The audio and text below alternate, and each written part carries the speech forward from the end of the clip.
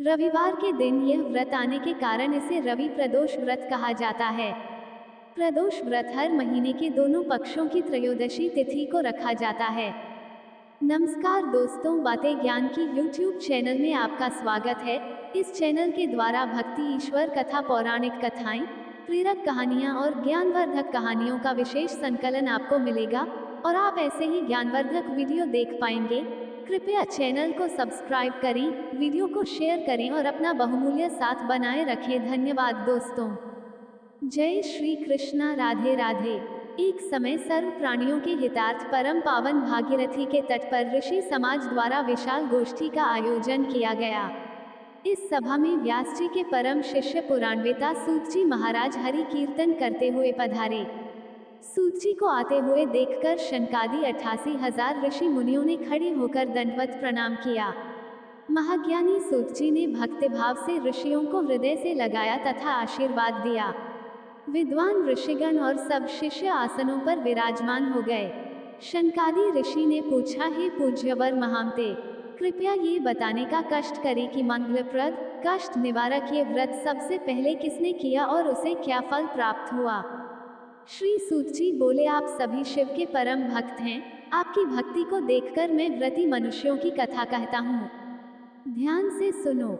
रवि प्रदोष व्रत की कथा के अनुसार एक गांव में अति दीन ब्राह्मण निवास करता था। उसकी साध्वी स्त्री प्रदोष व्रत किया करती थी। उसे एक ही पुत्र रत्न था। एक समय की बात है, वह पुत्र गंगा स्नान करने के लिए गया। दुर्भाग्यवश मार्ग में चोरों ने उसे घेर लिया और वे कहने लगे कि हम तुम्हें मारेंगे नहीं, तुम अपने पिता के गुप्त धन के बारे में हमें बतला दो। बालक दीन भाव से कहने लगा कि बंधुओं, हम अत्यंत दुखी दीन हैं, हमारे पास धन कहाँ है। तब चोरों ने कहा कि तेरे इस पोटली में क्या बंधा है। बालक ने संकोच कहा कि मेरी माँ ने मेरे लिए रोटियां दी हैं। ये सुनकर चोरों ने अपने साथियों से कहा कि साथियों, ये बहुत ही दीन दुखी मनुष्य है, अतः हम किसी और को लूटेंगे। इतना कहकर चोरों ने उस बालक को जाने दिया।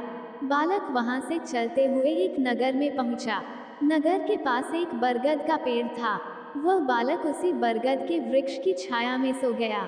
उसी समय उस नगर के सिपाही चोरों को खोजते हुए उस बरगद के वृक्ष के पास पहुंचे और बालक को चोर समझकर बंदी बना राजा के पास ले गए। राजा ने उसे कारावास में बंद करने का आदेश दिया। ब्राह्मणी का लड़का जब घर नहीं लौटा, तब उसे अपने पुत्र की बड़ी चिंता हुई। अगले दिन प्रदोष व्रत था। ब्राह्मणी ने प्रदोष व्रत किया और भगवान शंकर से मन ही मन अपने पुत्र की कुशलता की प्रार्थना करने लगी। भगवान शंकर ने उस ब्राह्मणी की प्रार्थना स्वीकार कर ली। उसी रात भगवान शंकर ने उस राजा को स्वप्न में आदेश दिया कि वो बालक चोर नहीं है, उसे प्रातः काल छोड़ दे, अन्यथा उसका सारा राज्य वैभव नष्ट हो जाएगा। प्रातः काल राजा ने शिवजी की आज्ञानुसार उस बालक को कारावास से मुक्त कर दिया। बालक ने अपनी सारी कहानी राजा को सुनाई। सारा वृतांत सुनकर राजा ने अपने सिपाहियों को उस बालक के घर भेजा और उसके माता पिता को राजदरबार में बुलाया। उसके माता पिता बहुत ही भयभीत थे। राजा ने उन्हें भयभीत देखकर कहा कि आप भयभीत न हो, आपका बालक निर्दोष है। राजा ने ब्राह्मण को 5 गांव दान में दिए, जिससे कि वे सुखपूर्वक अपना जीवन व्यतीत कर सकें। भगवान शिव की कृपा से ब्राह्मण परिवार आनंद से रहने लगा।